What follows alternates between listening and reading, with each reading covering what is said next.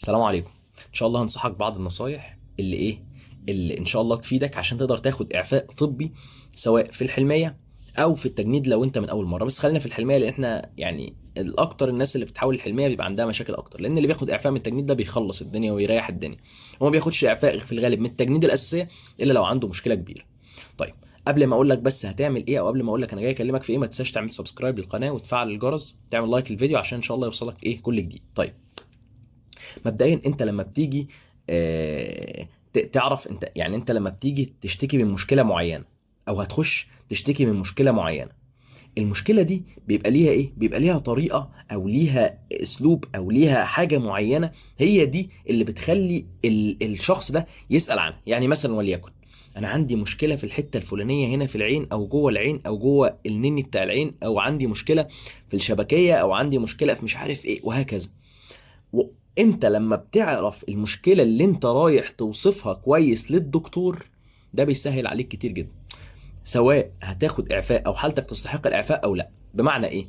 بمعنى ان انا دلوقتي انا عارف ان عندي المشكله اللي جوه عينيا دي كذا وكذا وكذا. طب انا عرفت ازاي؟ ما انا كاشف قبل كده ولابس نظاره على اساس. طيب، اخش اعرف، اخش اكتب على جوجل ولا اخش اسال دكتور ولا اخش اعمل اي حاجه واعرف مشكلتي دي إيه التوصيف بتاعها. ليه ايه التوصيف بتاعها؟ عشان هو لو سالني سؤال او قال لي اي حاجه اعرف ارد عليه، فيفهم ان انا فاهم وعارف ان مشكلتي صعبه لحد فين، ويقدر ويفهم لو سالني. لان انت في بعض الحالات او في بعض الامراض بيكون ما بتكونش عارف توصف المشكله، او ما بتكونش في الحاله او في وقت الكشف عليك ما بتكونش عارف كل اعراض المشكله بتاعتك او كل المشاكل اللي هي بتحصل لك من المشكله بتاعتك. فانت لما بتعمل سيرش على او تعمل او تبحث عن المرض بتاعك وتعرف اعراضه ايه، والله انا العرض ده بيحصل لي، والله انا العرض ده بيحصل لي، والله انا العرض ده بيحصل لي، فلما يجي الدكتور يناقشك او يكلمك انت هتقدر ترد عليه وتقول له والله ده انا عندي المشكله الفلانيه، والله ده انا عندي المشكله الفلانيه، والله ده انا عندي المشكله الفلانيه، والله ده انا عندي المشكله الفلانيه.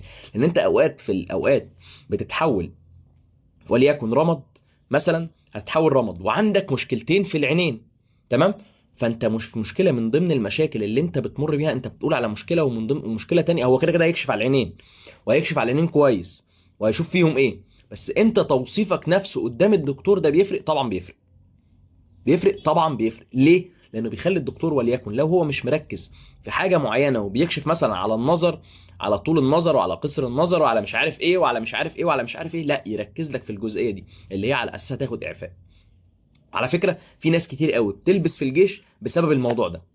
تمام؟ طيب، الحاجه التانيه، انت لما بتيجي تتحول الحلميه ب 5% وب 10%، تمام؟ اوقات بتتحول الحلميه ب 5% و10%، فتيجي تقعد تكلمني تقول لي ايه؟ تقول لي والله انا مش عارف انا كده هاخد اعفاء ولا لا، انا عايز اتاكد انا هاخد اعفاء ولا لا، انا عايز اعرف ظروفي ايه، انا عايز اعرف الدنيا ايه، عايز اعرف وهكذا.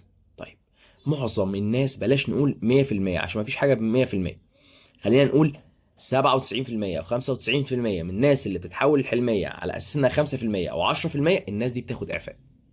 فانت ما تقلقش، تحولت الحلميه ب 5%، تحولت الحلميه ب 10%، انت ان شاء الله باذن الله بنسبه كبيره جدا هتاخد اعفاء.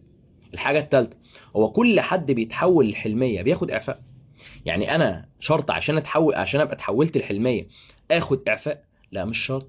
ليه؟ لان في بعض المشاكل ما بتنظرش في التجنيد بتاعك الاساسي، اما لعدم وجود الدكتور، اما لعدم وجود الالات، اما لعدم وجود الاجهزه لا يتم الكشف عليك بيها، او الموضوع محتاج متخصص اكبر او اي حاجه من هذا القبيل. فبيعملوا ايه معاك؟ بيودوك الحلميه. مش بيودوك الحلميه على اساس ان مشكلتك كبيره، قد ما بيوديك الحلميه على اساس ان هو مش هيعرف يفحص مشكلتك دي في التجنيد الاساسيه. فاحنا لازم نبقى عارفين انا بروح الحلميه ليه. بس انا دايما بقول ان معظم الناس اللي هي بتاخد اعفاء بتبقى قدام الحلميه، ما بياخدش من التجنيد غير قليل جدا. اذا انا رحت الحلميه اذا انا عندي فرصه. تمام؟ دي تاني حاجه.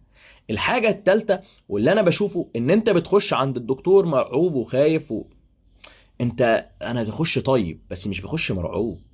ليه ليه بخش طيب ما بخشش مرعوب؟ لان انت لما بتخش مرعوب ممكن تتلهوك فما تعرفش توصف مشكلتك صح. ممكن تتلهوج فما تعرفش تحكي له حاجه هو بيسالك فيها. ممكن يقول لك مثلا المرض ده بيحصل لك فيه كذا، العرض ده بيحصل لك فيه كذا، عشان يتاكد من التشخيص بتاعه. لان هو في الغالب ايوه بيبقوا دكاتره محترمين ودكاتره كويسين وكل حاجه، بس التشخيص ما بيبقاش تشخيص جامد جدا. والدليل على كده ان في ناس كتير عندها مشاكل، بيبقى عندها مشاكل طبيه وبتخش الجيش، بس مش مشاكل كبيره. طيب يبقى انت محتاج تعرف كويس جدا وانت داخل للدكتور، تعرف كل حاجة عن اللي انا بقول لك عليه ده. كمان حاجة، ايه هي؟ انت دلوقتي لما بتيجي، ودي انا قلتها كتير في فيديوهات وبأكد عليها في كل فيديو بنزله، ليه؟ لان هي مهمة جدا. لما تكون بتكشف في التجنيد بتاعك الاساسي، ما تقولش انك انت محتاج او انك انت عندك اكتر من مرض. لا، قول مرض، انت كده كده عندك 3 4 مرات. وده هقوله لك في الفيديو ده برضه عشان تبقى عارف. عندك 3 حاجات او 3 اوقات تقدر تعمل فيهم تظلم.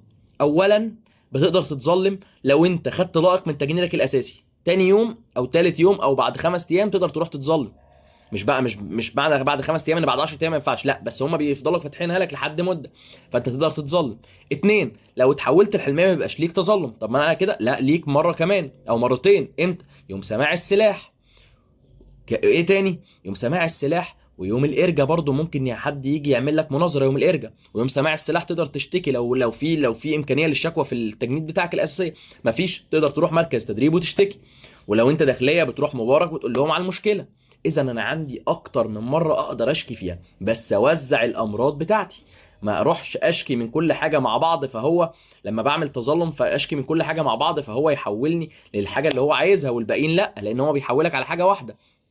لما اجي اشكي في مركز التدريب اشكي من اكتر مشكله عندي، لما اجي اشكي يوم الارجاء اشكي من اكبر مشكله عندي، لما اشكي في الحلميه وانا متحول لعياده واحده، ولكن العياده واحده انا ممكن يبقى عندي فيها كذا مشكله، اشكي من الحاجه الاساسيه، ما اشكيش من الحاجات الباقيه.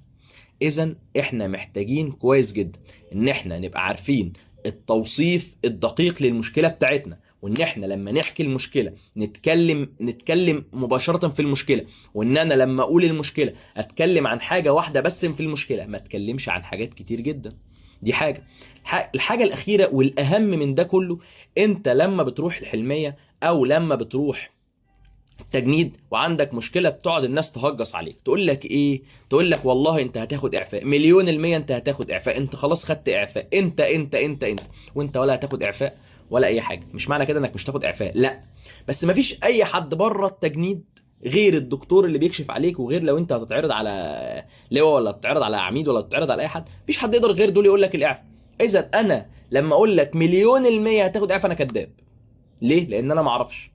ولكن ممكن اقول لك والله انت بنسبه كبيره هتاخد اعفاء، والله انت ان شاء الله. عشان كده لو جيت تعمل سيرش في ال او تيجي تبحث في الاكونت او في الشانل عندي، هتلاقيني معظم الناس اللي انا ببقى عارف او عندي يعني عارف ان هم ممكن ياخدوا اعفاء، بقول لهم في الغالب هتاخد اعفاء. ليه؟ لان مفيش اي حد يقدر يقول لك مليون المية. وما تاخدش كلام من حد على انك انك هتعمل حاجه مليون المية. وما تبنيش اي حاجه على انك هتعملها الفتره اللي جايه اللي انت كنت المفترض تبقى فيها في الجيش عشان انت عارف انك هتاخد اعفاء. مفيش نسبه 100% في الاعفاء الا في الامراض اللي هي واحد عنده بتر في دراع، عنده بتر في صباعين، واحد عنده مشكله مش عارف ايه، واحد لسه عامل لي قلب مفتوح ورايح وهكذا. انما الباقي بص كله بيبقى ايه، اللي عنده مشكله كبيره جدا، انما الباقي كله سواسيه. فخد بالك من القصه دي كويس جدا، خد بالك من النصايح اللي انا قلت لك عليها، ولو انت واحد من الناس دي خد بالك كويس جدا عشان الحاجات دي مهمه جدا. وبالتوفيق ان شاء الله ليكم جميعا، ويا رب اي حد يستاهل الاعفاء ان شاء الله ربنا يرضيه ويرزقه بالاعفاء. شكرا جزيلا، السلام عليكم.